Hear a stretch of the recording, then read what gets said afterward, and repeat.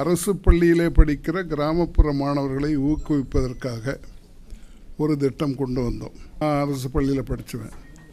ஏன்னா என்ட்ரன்ஸ் எழுதி பாஸ் பண்ணுறது இல்லை. இப்போ என்னால் என்ட்ரன்ஸ் எழுதி பாஸ் பண்ண முடியாது.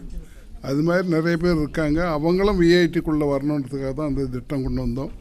ஒவ்வொரு மாவட்டத்திற்கும் ஒரு மாணவனையும் ஒரு மாணவியையும் அரசு பள்ளியில் படிப்பவர்களை தேர்ந்தெடுத்து அவர்களுக்கு இலவசமாக கல்வி, தங்குமிடம், சாப்பாடு எல்லாம் கொடுக்குறோம்.